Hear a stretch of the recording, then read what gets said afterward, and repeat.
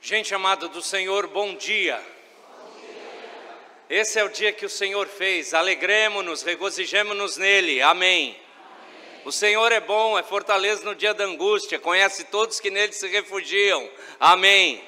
Quando você está em lutas como eu, você tem que acordar de manhã e lembrar todos os textos bíblicos que falam que o Senhor é poderoso, amém. E depois que eu levei 12 anos ensinando uma igreja que o amém é afirmativo, eles aprenderam, reverendo. Mesmo assim eu tenho que sempre dizer, o Senhor é bom, amém. E não, pelo amor de Deus, um amém. Amados, é só pelo Senhor que nós de novo estamos aqui, e o Senhor, Deus, tem abençoado muito a igreja presbiteriana aqui da Praia Grande. Eu chamo a igreja da qual o meu excelentíssimo xará, o melhor Nelson que eu conheço, ele é da França, não é, Nelson? França, eu sou vim de Portugal mesmo, então, enfim. Essa igreja, amados, é a igreja do constrangimento. Eu fico constrangido com o cuidado de vocês, com o carinho de vocês, com o amor de vocês. Todas as vezes que eu fico aqui, já vim com a família toda quando eles eram menores, o trio Parada Dura. Agora eu estou com o mais novo, porque ele ainda não casou, está solteiro, só estuda, né? O João Felipe, aí você olha o João Felipe, vocês não vão ver, ele está lá em cima. O João Felipe tem quase 2 metros de altura, né? E ele é o mais novo, tem 22. A Anne Luiz casou, já deu netinho, faz um tempo, né? Com o meu genro, que é diácono da igreja, o Felipe, que a gente chama de fio, e literalmente ele é um fio. Não engorda de jeito nenhum, fazer o quê? O Nelson, casado com Marina, todos no Senhor, e nós confiamos que o Senhor manterá assim. Mas vocês só nos constrangem. E sempre é um alto grau de constrangimento. A irmã Mercedes, que os irmãos conhecem, né, com certeza junto ao conselho, cedeu um dos seus apartamentos. Que apartamento? Aquele é uma casa. É grande, eu nunca vi isso. É uma bênção, mais uma vez, como outros irmãos que já nos abençoaram. Enfim, a gente só fica constrangido. E louvamos a Deus, a misericórdia e a bondade demonstrada na graça de Deus derramada sobre a igreja presbiteriana aqui da Praia Grande, e esse longevo ministério do reverendo Nelson. Ele não foi meu contemporâneo, eu fui contemporâneo dele porque ele já estava no seminário. Eu nunca vou esquecer e sempre vou contar, os que já me conhecem, eu lembro dele indo de moto daqui para o JMC. E a gente falava, esse homem é corajoso. E a gente dizia, vai desistir, né? Sempre ele foi maduro, agora está mais maduro ainda. E, não, ele vai desistir, nada. Se tornou exemplo para nós. E aí eu aproveitei a propaganda. Todos do JMC o admiravam, né? A firmeza, os professores, eu brincava. Qual é o nome dele mesmo? É Nelson. Há uma dádiva abençoada. Não, Deus agraciou mais ele, eu estou aqui na misericórdia. Enfim, é uma bondade do reverendo, do conselho, de irmãos queridos, que temos tido de tempos em tempos o privilégio de rever. Orem por nós. A minha esposa, de tantas lutas com dores crônicas, de 26 de agosto teve que fazer uma cirurgia da coluna, foi a 3ª cirurgia, e essa foi aquela, sabe, que você põe britadeira, concreto, parafuso. A lombar dela agora está fixa, só que deu uns probleminhas no dia de tirar os pontos. Quando foi esse dia, pastor? Sexta-feira. Eu até brinquei com ela, você tira os pontos, nós vamos para a Praia Grande, menina. Que nada, ela já, não, calma, está tirando os pontos. Ainda tem um repouso, não vai dar para enfrentar um automóvel, longa distância, não dá. Mas eu brincava com ela, o Senhor faz os planos, não somos nós. Houve uma infecção nos pontos, e aí o médico, o mais rápido possível, nós vamos fazer uma ressonância, eu vou internar ela, porque se for o que eu estou pensando, vai ter que fazer uma limpeza cirúrgica. Eu sempre faço pergunta idiota, irmãos.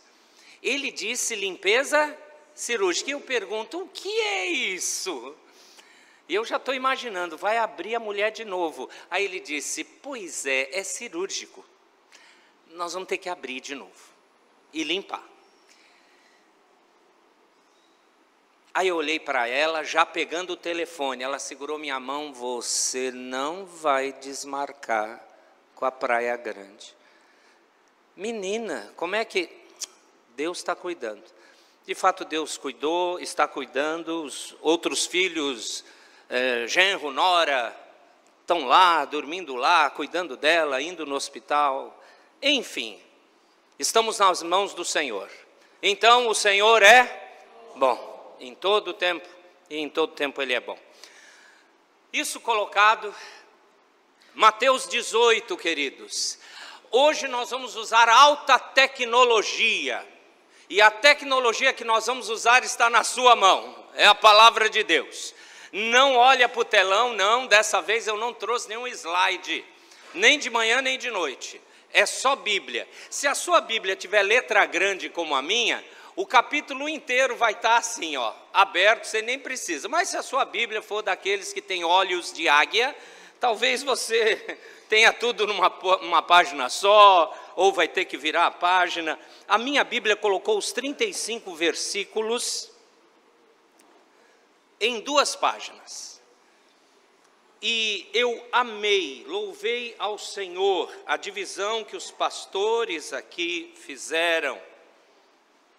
E pegando os discursos de Jesus, divididos em Mateus 18, e eu estou com o chamado 4º discurso.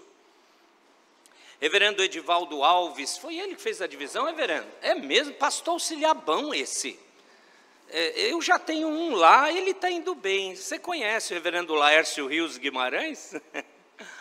Ele está nos auxiliando lá, mas reverendo Edivaldo, olha, preciso nisso. E eu conheci a igreja onde ele estava lá, o Jardim Eliã, Itaquera, conheci lá também um conhecido antigo, Carlos Gainetti, lembra do Gainetti? Ele pastoreou lá também, no Jardim Eliã, Itaquera. E fiquei muito feliz de saber pelo presbítero Samuel que reverendo Edivaldo está aqui com os amados. É exatamente o capítulo 18, o tema que foi colocado, os relacionamentos do reino de Deus, do reino dos céus. Eu queria que você não fechasse a Bíblia, e se você está usando o celular, dá um jeitinho de...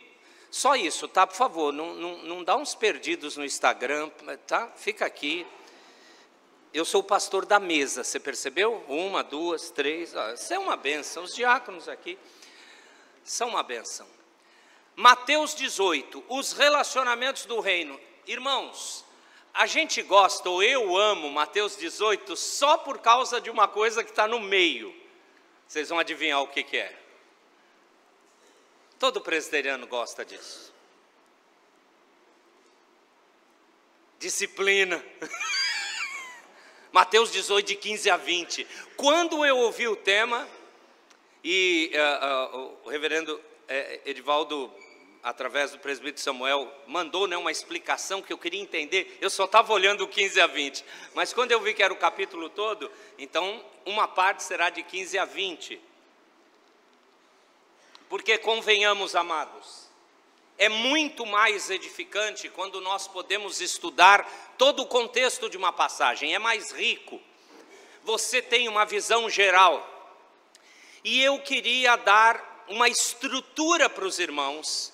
E se você pelo menos compreender a estrutura, quiser anotar, está sendo transmitido, é isso?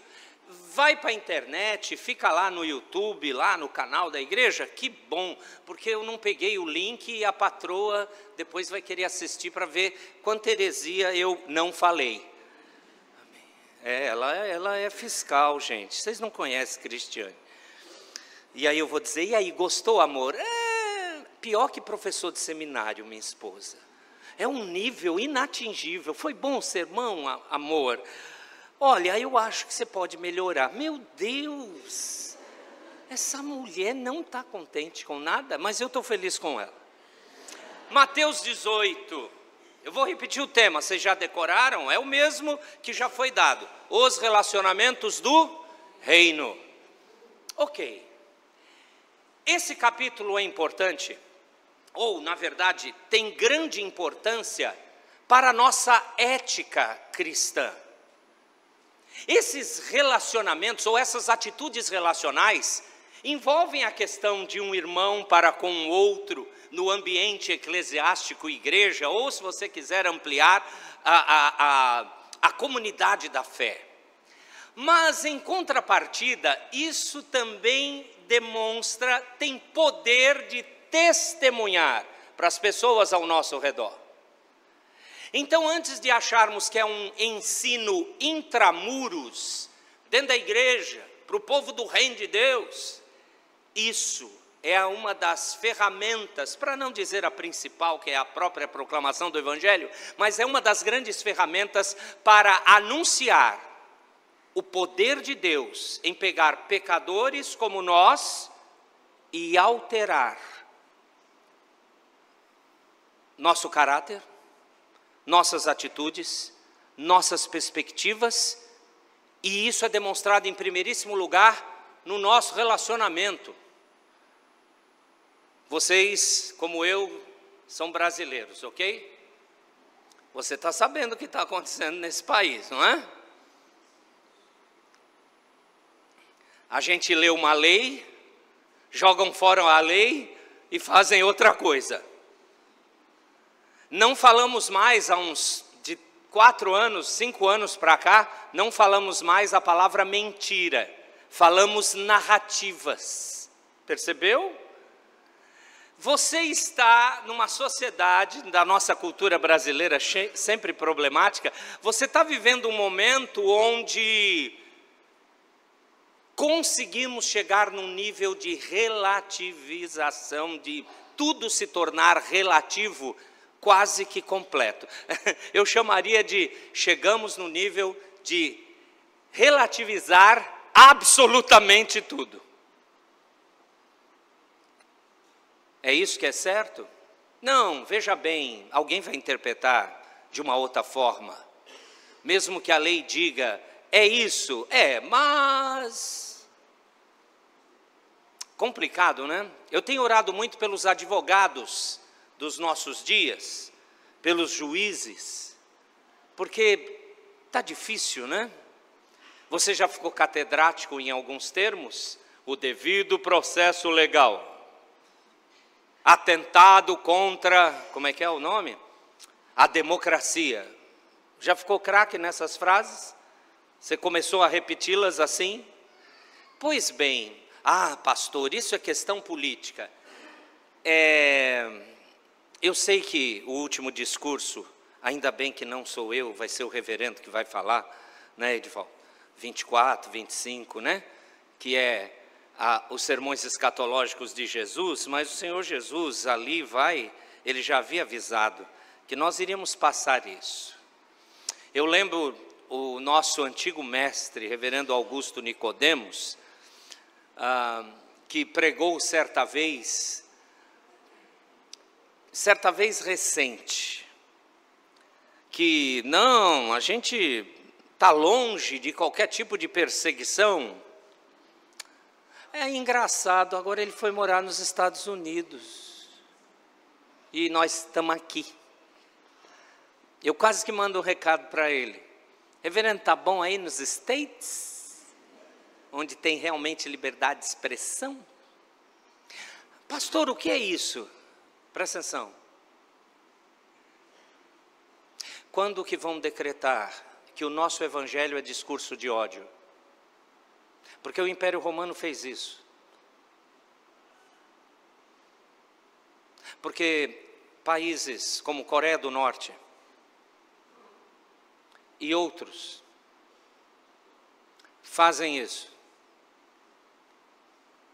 E aí não importa qual lado ou espectro político você é simpatizante. Você é de Jesus? Chegou a nossa hora. Então, esse capítulo 18 é excepcional para o momento que estamos passando.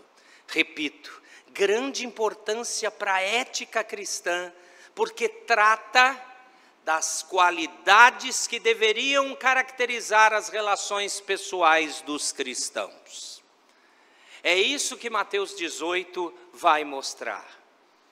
O que deve acontecer, como deve ocorrer os nossos relacionamentos pessoais.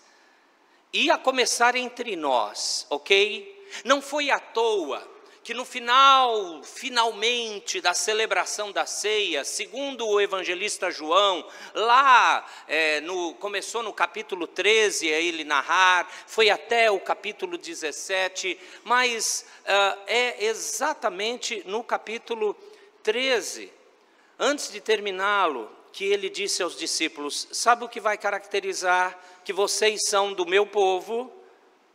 É o amor que vocês devem ter uns para com os outros. Aí a gente diz amor, lembramos da SAF, sempre sorridente, flores, alegrias, irmãs que trabalham, não é? Amor, lembramos das crianças da UCP, aqueles menininhos remelentos, mas são uma benção. Amor, lembramos do pastor Nelson, com sempre essa voz mansa. Gente, eu já tentei copiar, não consigo. Amor, você lembra de amor assim, não é? Amor. Vamos ver o amor em ação? Porque amor na Bíblia nunca foi sentimento, foi atitude. Ame seus inimigos. Ore sem cessar. Mulheres, sejam submissas aos seus maridos. Maridos, amem como Jesus, que se entregou. Engraçado, não é? Atitude. Não blá, blá, blá, blá. Não é? Não é sorrisinho, meu irmão, bom dia, presbiteriano, né? Bom dia, se fosse outra igreja, paz do Senhor, paz de Deus, seja graça e paz, não é? E depois, não suporto. Claro, é uma ilustração, vocês nunca ouviram isso, eu sei, não fiquem chocados, acontece em alguns lugares do país, presbiterianamente. Entende? Que bom, eu acho que com essa introdução já deu para a gente compreender, né? Então esse capítulo é um único discurso, um sermão só, o capítulo todo é um sermão só, né? Dito desde o verso 1 até o verso 35, é uma única mensagem do Senhor Jesus sobre esse tema específico. Agora, posso lhe mostrar umas questões interessantes? Que começam no verso 2 e vão percorrendo até metade do capítulo, que é o verso 14. E você vai entender o que mesmo em português, você está usando provavelmente a revista atualizada, mas eu olhei as outras versões brasileiras, é a mesma coisa. Olha só o verso de número 2. E Jesus chamando uma, o quê? Criança, colocou-a no meio deles. Verso 3, e disse, em verdade vos digo que se não vos convertervos e não vos tornardes como, o quê? Crianças, de modo algum entrareis no reino dos céus. Verso 4, leia o verso 4, por gentileza.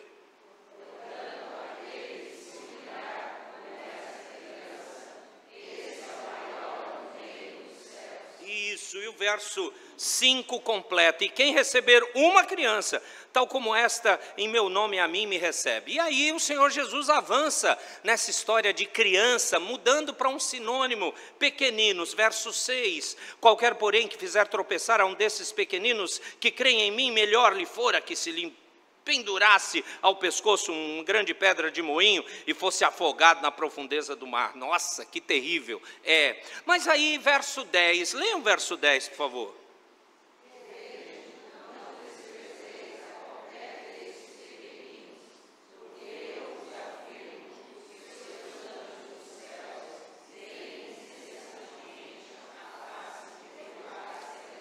E o verso 14 é o último que coloca a questão de crianças ou pequeninos. Assim, pois, não é da vontade de vosso Pai Celeste que pereça um só destes pequeninos. Você não vai ver mais essa palavra aparecer no restante do capítulo. porque depois dessa repetição pressupõe que essas crianças, que esses pequeninos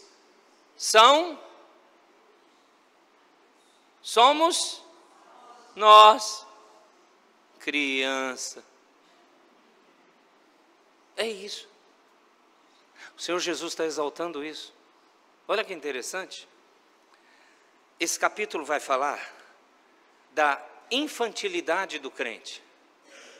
Não é a criança, enquanto faixa etária especial aqui. O Senhor Jesus gostava de ilustrações claras e vivas. Por isso que logo nos primeiros 4 versos ele pega uma criança e coloca no meio dos discípulos. Um autor que eu li imaginou os discípulos assim, cercando Jesus em posição de meia-lua, né? E Jesus provavelmente sentado, como era o costume dos rabinos na época assim ensinar, e aí ele chama uma criança que estaria ali, e pega essa criança e coloca no meio deles. Eu imagino esse menino, olhando para cima, aqueles homens, né? E Jesus fez de propósito. E ele coloca que você, no reino, precisa entender que tem que ser como uma criança. Porque você é. Você não sabe tudo. Na verdade, você não sabe nada. Você precisa ser cuidado. Você precisa ser conduzido. Você precisa aprender. Eu amo crentes empavonados.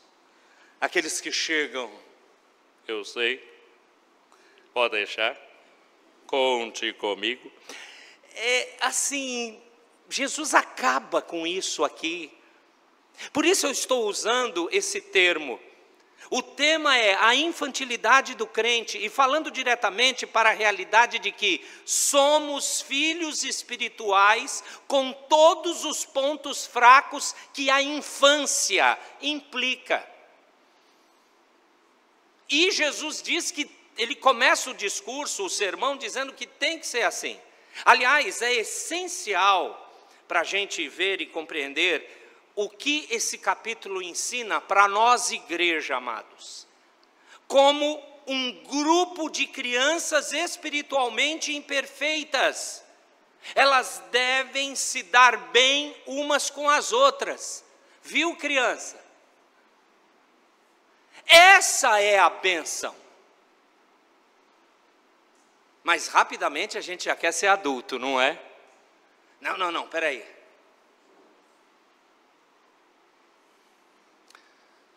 Uma coisa é se tornar maduro na fé, sem perder as características que o Senhor Jesus ordena, que tem que ter, semelhante a uma criança. Porque quando esse adulto espiritual imagina que tem uma capacidade, que já chegou no topo, ele sabe tudo, ele tem um histórico familiar evangélico, ele faz parte da denominação, e eu amo esse nome, Igreja Presbiteriana do Brasil, e que nós temos uma âncora histórica lá na reforma do século XVI, e nós temos um estudo, os nossos pastores se lascam de estudar. Esse infeliz ficou 7 anos no JMC, meu Deus do céu, enfim. Então, você está percebendo, está sentindo o cheiro? Orgulho, exaltação. Isso não tem nada a ver com criança. Criança é igual, é uma ilustração. Os pais daquela menina não ficam bravos não. Eu amei, quando eu cheguei a menininha estava lá atrás.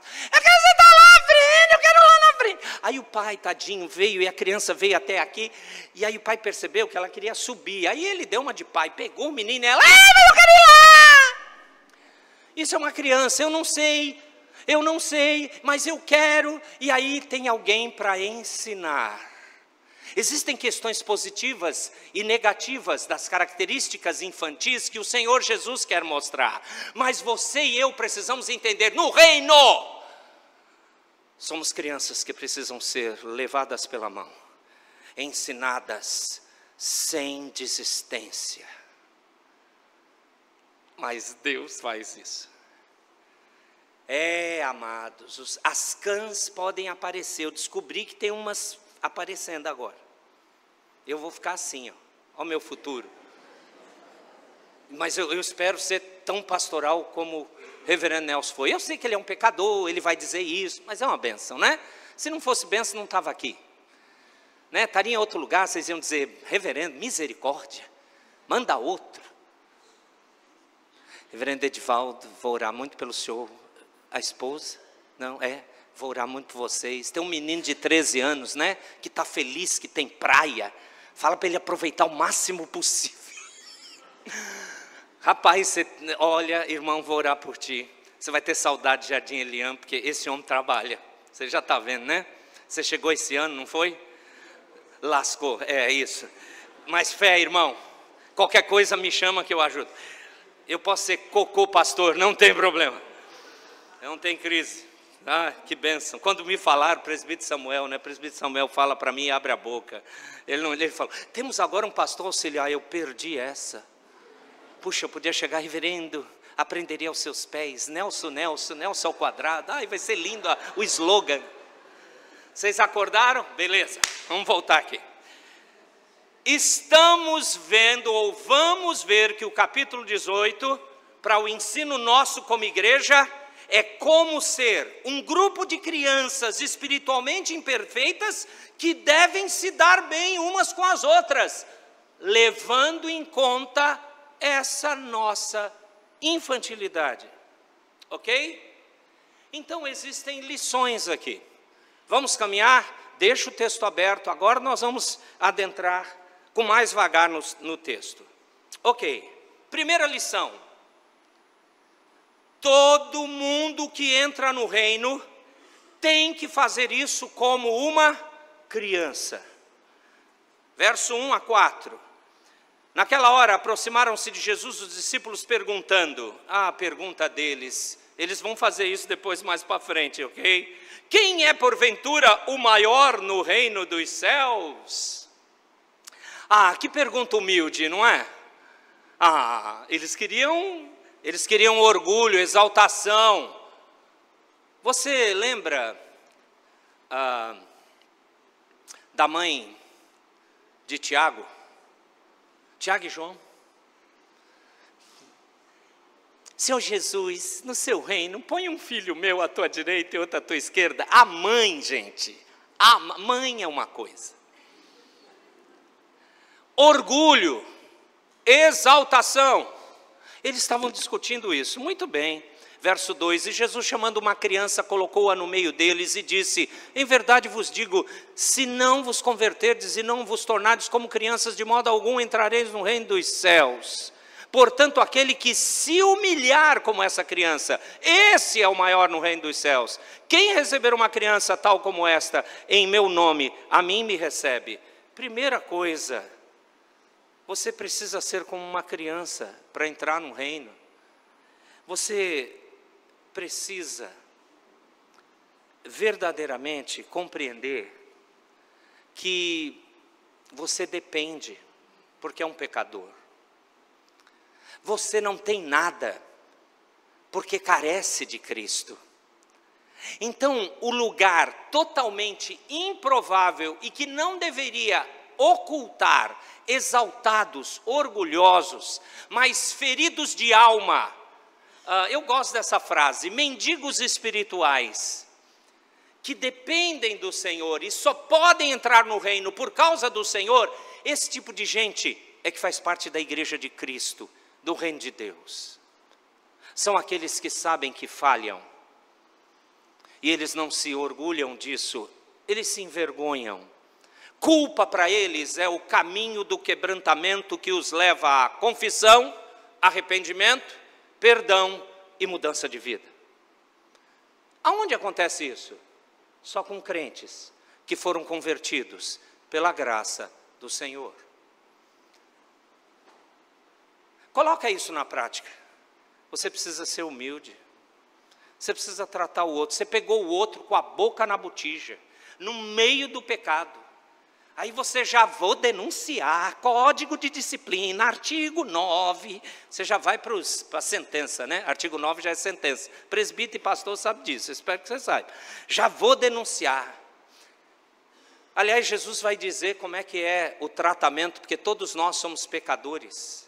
Sabe a famosa frase em João 8, com aquela mulher que foi pega em flagrante adultério? Lembra a frase de Jesus? Quem não tiver... atire. Levanta a mão, quem não tem pecado aqui? Você percebeu que a minha mão está abaixada? E a do reverendo Nelson também? Nós esquecemos isso. Celebramos a ceia, olha que coisa, eu nem imaginava isso hoje. Na minha igreja, terceiro domingo de manhã, primeiro domingo da noite. Quarto eu não sabia, mas aqui foi feito. E você, eu espero que você confessou seu pecado. Por que você confessa o pecado? Porque você é um pecador. Porque você não é perfeito. Porque o lar eterno ainda não chegou. E aí você olha para o outro e quer tratar o outro. Você tem que atingir esse nível. Não, ele não vai atingir, porque ele está no mundo perdido, caído em pecado, e você foi somado com ele para ser instrumento de Deus, para erguê-lo, para apontar o caminho de Cristo, para tratá-lo. Nome disso, amor em ação. Ah, é fácil pisar nos outros. Ei, eu trago aqui centenas de ímpios que fazem isso melhor do que nós. Mas muitas vezes a gente tripudia. Nessa semana, um pastor americano, lá do Alabama, que eu admiro muito, pastor Steven Lawson, ele confessou à igreja dele, soube dessa, reverendo? Ele confessou na igreja dele que ele caiu, quebrando os laços conjugais, tendo um relacionamento extraconjugal. A internet está batendo feio. E ele é um dos meus, entendam o que eu vou falar, né? É um dos meus ídolos, é um dos pastores que eu estudo, admiro, principalmente livros em inglês que ainda não estão em português, é uma coisa, o Google traduz, fique em paz, tá? É uma benção. O Word também faz isso. E eu fiquei muito triste, mas um monte de gente já está falando mal. Mas todo mundo esqueceu, e aí eu gostei de um outro pastor que no YouTube dele ele disse, o interessante é que esse irmão foi e confessou, não foi acobertado. Ele não disse como um outro famoso pastor americano da Bíblia dobrada, que na década de 70 e 80 pregava e a gente assistia, lembra do Jimmy? O Jimmy acabou com um pastor pego em adultério. Qual foi o próximo pastor que foi pego assim? O Jimmy. E Jimmy chegou naquele seu programa chorando com a esposa do lado, pedindo perdão. E sabe o que Jimmy Swaggart disse, o primo de Elvis Presley? Ele disse, o diabo me enganou.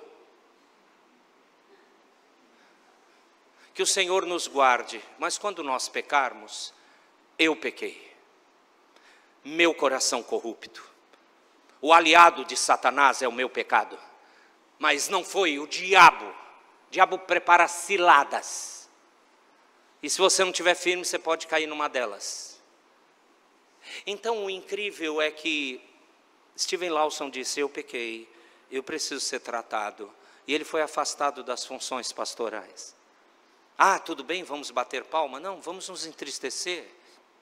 Mas vamos lembrar que, segundo a palavra de Deus em 1 Coríntios 10, quem pensa que está de pé, que esse cuidado seja debaixo dessa humildade. Amados, eu vou fazer um voo rasante e vou tentar entrar em alguns detalhes. Bom, se você já entendeu que todo mundo que entra no reino faz isso como uma criança de 1 a 4, se você continuar o texto 5 a 9, eu peço que você olhe com os olhos. Manda receber uma criança o Senhor Jesus, quem recebe, recebe a Ele. E aí ele vai entrar, eu vou usar até o título que deve estar em sua Bíblia, os tropeços, né? Mas até o verso de número 9. E ali você vai entender que devem ser tratados como crianças, todos no reino. O que quer dizer isso? olha, não escandalize esses pequeninos, nós somos passíveis de escândalo, causarmos escândalo e recebermos ou sermos ofendidos por escândalo. O mundo vai querer criar esse escândalo. Aliás, o mundo se escandaliza com a nossa conversão, com o nosso arrependimento, isso está no verso 7. E aí você vê o verso 8 e 9, que é assim mesmo. Uma criança está praticando algo nocivo para ela, você extirpa. Você já deu essa ordem, quem sabe para o seu filho adolescente? Menino, é o seguinte, você desobedeceu, eu vou tirar seu celular, você vai ficar 2 horas sem celular. Aí o adolescente, meu Deus, não, os likes, o Instagram, como pode? Já tiraram o X do Brasil, é só usar VPN que ele volta. E tal, mas você tratou. Vamos pegar uma criança que ela não pode comer um bando de balinha antes da hora do almoço. Criança pequena. Aí o que o pai faz? Eu quero uma bala, bala, bala, bala. E aí o pai e a mãe dizem, não, filhinho, mas eu quero bala, bala. Não, não. Se for que nem eu fiz, eu ensinei para os meninos, aqui tem banheiro, em todo lugar tem um banheiro. Nós vamos conversar no banheiro. João, você lembra disso? O João lembra. Falou em banheiro, a gente chegava para fazer uma visita, eu acho que eu já contei essa, porque eu sempre conto, repito várias vezes. Quando eles eram menores, chegava na visita na casa de um irmão, tinha que ir a tropa toda, né? Coitada da minha esposa, ia aguentar os 3 em casa e eu fazendo visita. Então levava todo mundo, o povo gostava, ai, essas crianças. Muito bem, primeira coisa que eu chegava, perguntava, irmã, irmão, boa tarde e tal. Deixa eu perguntar, tem banheiro aqui na sua casa? Claro, pastor. Alguns diziam, tenho até 2. Eu só olhava. Está vendo? Aí eles faziam conta, se tem 2 banheiros, vai 2 de uma vez só. Meu Deus. Mas é claro, se tivesse um, ia os 3, se não obedecesse.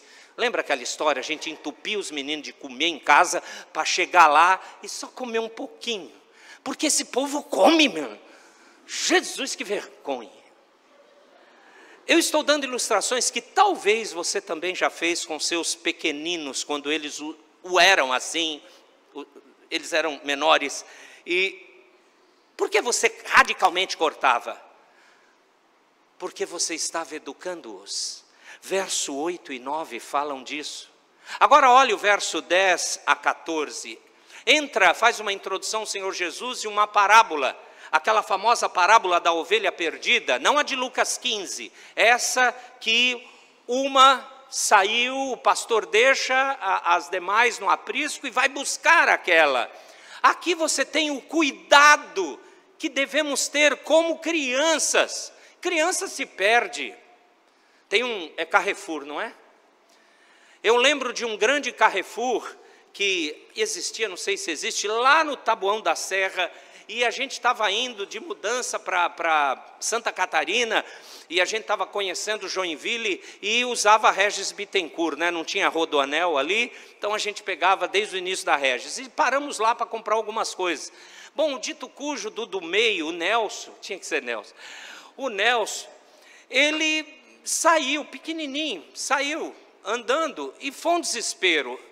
Cristiane com o João no colo, Anne Luíse já andando, e o Nelsinho também. Nelson desapareceu naquele Carrefour. Meu Deus, essa criança... A mulher chorava, foi lá para o microfone avisar, e eu saindo correndo. Aí lá vem um menino lá no fundo de um corredor com uma plantinha na mão. Menino, você está bem? O que você foi fazer? Plantinha para mamãe. Foi um desespero. É isso que Jesus faz. Porque você e eu somos crianças. 15 a 20. Dá uma olhada de 15 a 20. Aqui é que começa a questão do tratamento entre nós quando alguém peca contra você. E você sabe que no verso 15, está falando, teu irmão te ofendeu, ele te ofendeu, você ofendido, triste, não fica só reclamando e fofocando disso para a igreja inteira. Você vai lá tratar, pessoal, íntimo, tratar. Olha no final que interessante do verso 15, se ele te ouvir, ganhasse a teu irmão. É isso, porque você precisa lembrar que teu irmão, que deve ser humilde como uma criança, está crescendo na fé e vai pisar na bola. Você é uma criança, ele também, e o Senhor está tratando. Trata lá, não deu certo, chama testemunhas, verso 16.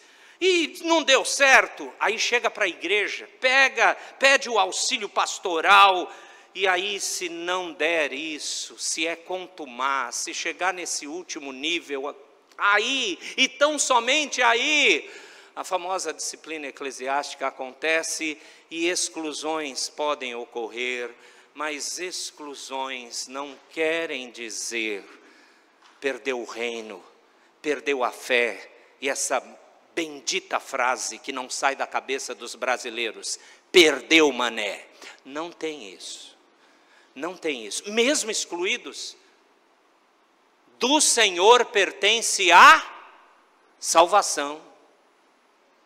A gente proclama, mas pode acontecer isso numa igreja? Pode. E você não para de orar. Eu lembro de Paulo tratando coisas terríveis na igreja de Corinto. Lembra 1 Coríntios 5? Ele diz, ó, o meu espírito reunido com o espírito de vocês, expulsa esse camarada, que o pecado que acontece nessa igreja nem os ímpios fazem. Ele disse assim. E aí ele completa com aquela frase totalmente inesperada de um apóstolo como do nível de Paulo. E deixa lá, porque o Senhor pode tratar o corpo, entregar para Satanás, e a alma no dia do juízo ser resgatada. Não, ele não está dizendo sumariamente, perdeu mané. Ele diz, o Senhor tem o poder de restaurar os seus.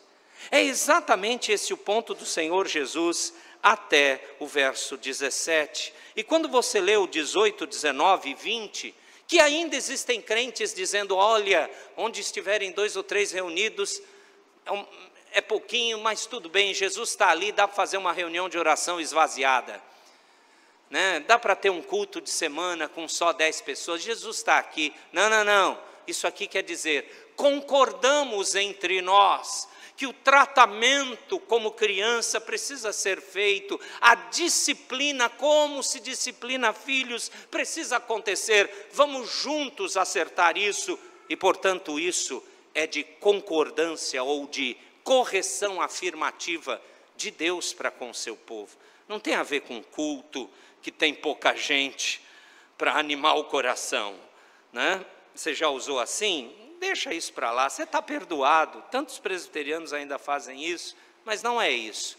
E aí termina o capítulo, verso 21 em diante, com a pergunta de Pedro. Eu amo Pedro, gente. Você fica com raiva de Pedro? Pedro é uma bênção. Jesus está falando tudo isso que eu estou resumindo aqui. Aí chega no 21, presta atenção.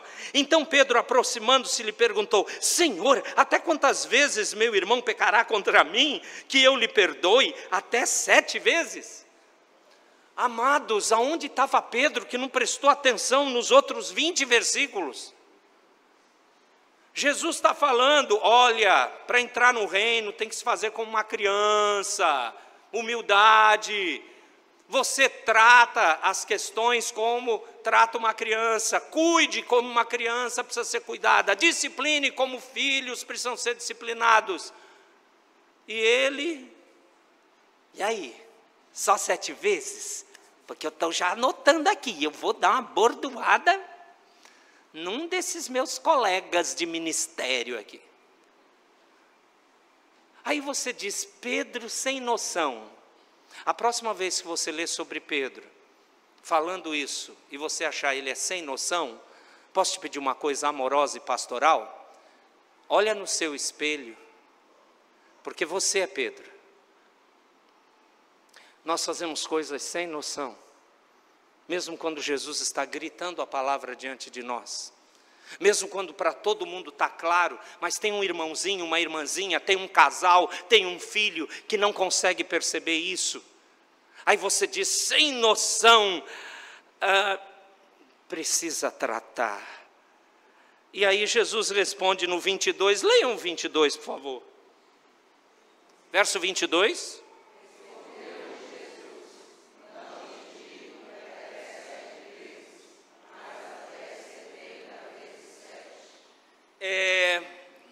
Você imagina Pedro pegando o calculador? Não tinha, pastor, eu sei. Você entendeu?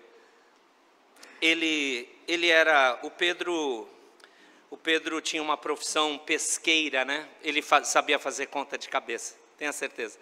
Aí ele sacou que era para continuar perdoando.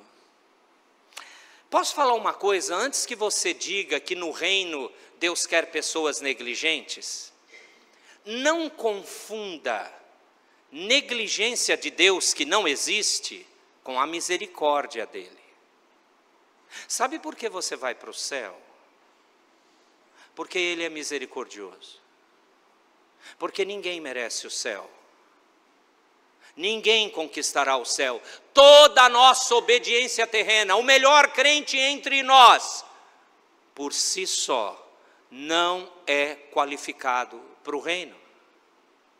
Então, por que ele manda obedecer?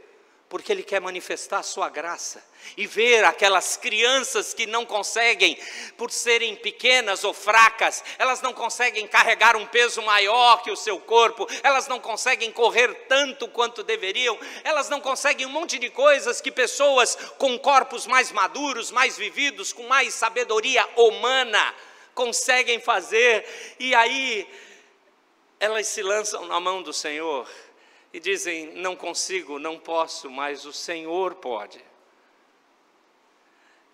É nessa misericórdia que a parte final vem de 21 a 35 para ensinar que nós devemos perdoar como se perdoa uma criança que infelizmente ainda está aprendendo o que precisa fazer.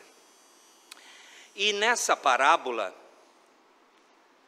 está dizendo no verso 23 que o reino dos céus é semelhante a um rei que resolveu ajustar contas com seus servos. Muito bem,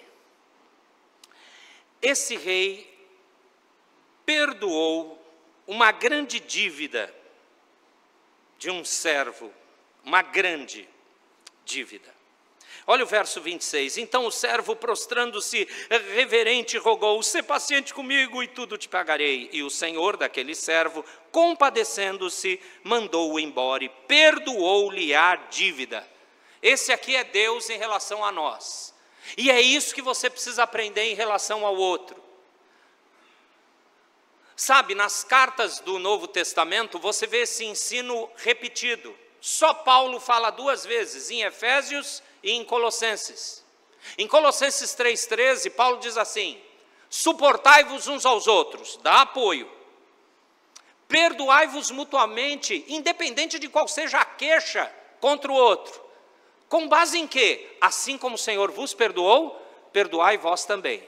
Mas antes de eu ler o outro texto de Efésios, que Paulo fala a mesma coisa, lembra como o Senhor Jesus ensinou a oração do Pai Nosso? Quando ele termina a oração, aliás, na parte final ele diz, na sua oração do Pai Nosso, lembra? Lá, Mateus 6, ele diz, Senhor, perdoa as nossas, assim como aqueles que nos têm ofendido. E aí ele reitera quando ele termina a oração. Sabe por que é assim? Porque se vocês não perdoarem, o vosso Pai não vai perdoar vocês. Mas peraí, é por causa do meu perdão que Deus me perdoa? Não, você sabe, você foi perdoado. Só perdoa quem é perdoado. Imagine o Deus santo, justo e bom, todo-poderoso, perfeito, perdoou todos os seus pecados. Vem alguém pisar no seu calo, você diz, não. Comigo não, pastor, acabou, não adianta. Quem é você, miserável, pecador? A gente esquece isso. Pastor, é leniense então? Não. Sabe quando você cresce no reino? Sabe quando você amadurece? Quando você faz o que esse servo que recebeu perdão não fez. Ele pegou um conservo dele, olha o verso 29, então o seu conservo caiu-lhe aos pés e lhe implorava: "Sê paciente comigo e te pagarei."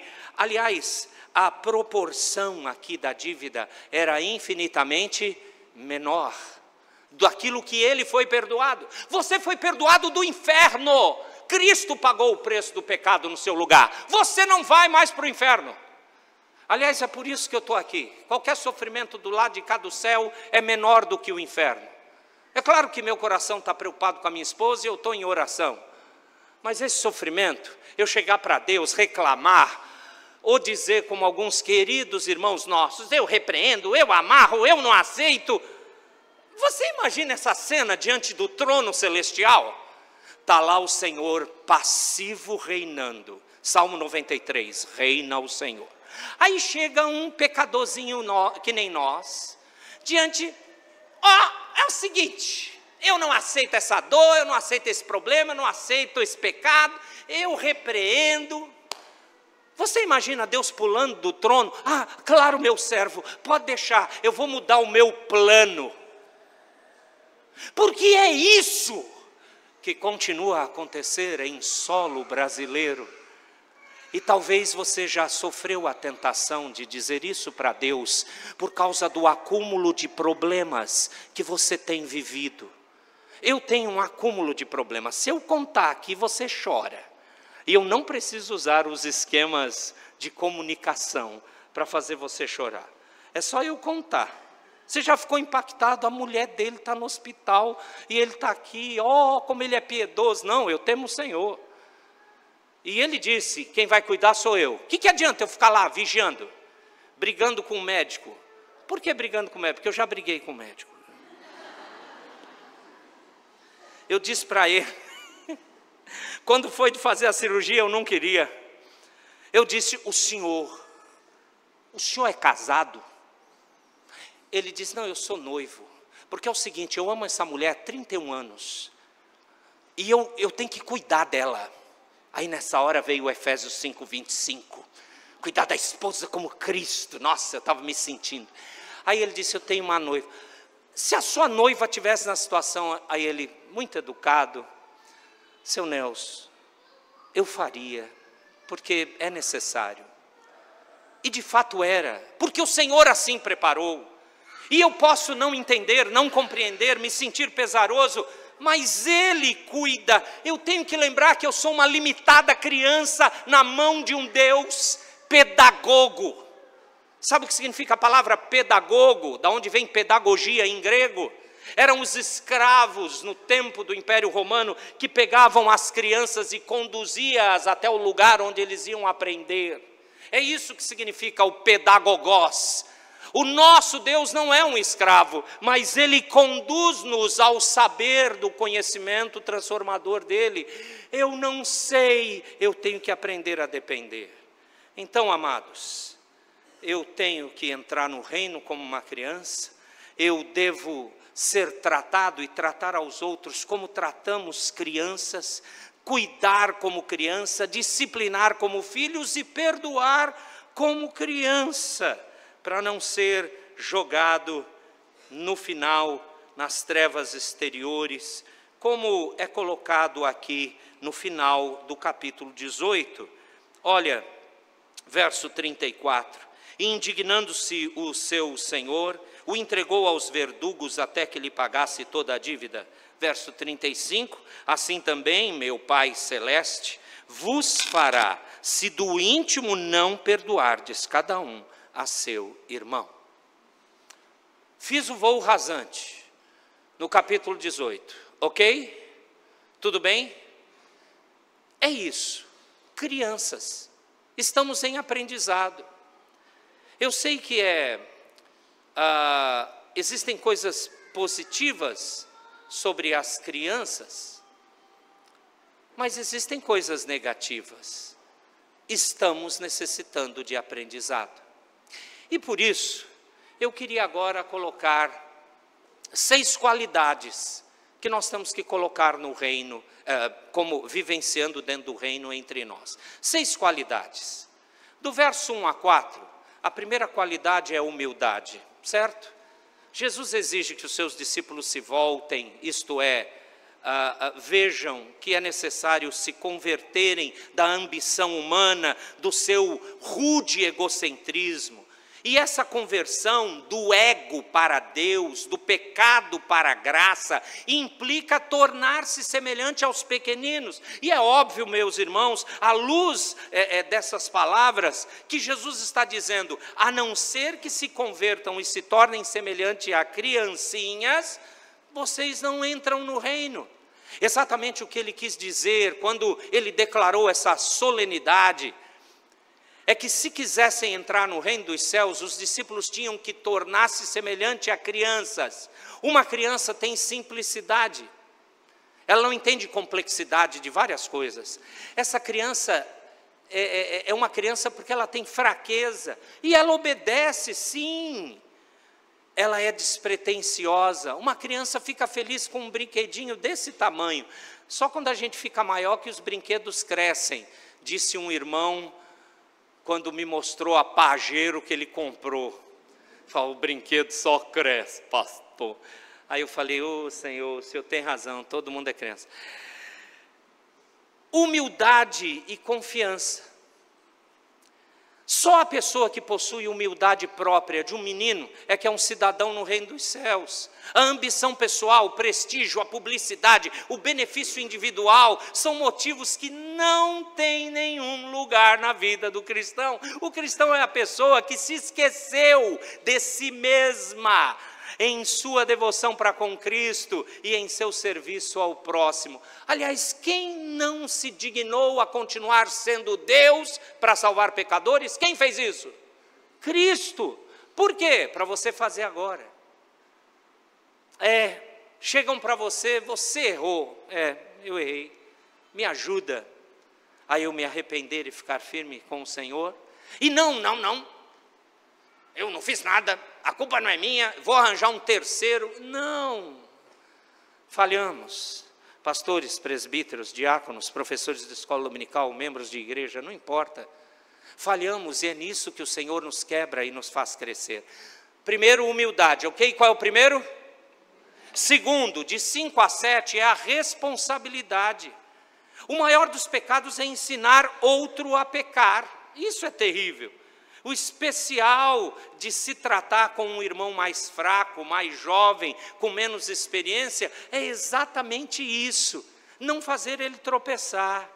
As nossas escolhas não podem ser motivo para o outro se escandalizar. Por isso que o juízo mais severo de Deus cai sobre essas pessoas que não estão nesse relacionamento de ajuda. Colocam obstáculos para ferirem outros e fazê-los cair.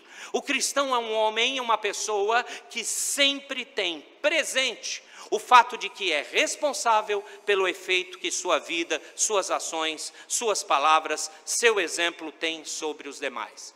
Primeiro, humildade. Segundo, responsabilidade. Terceiro, de 8 a 10, renúncia. Renúncia, versos 8 a 10.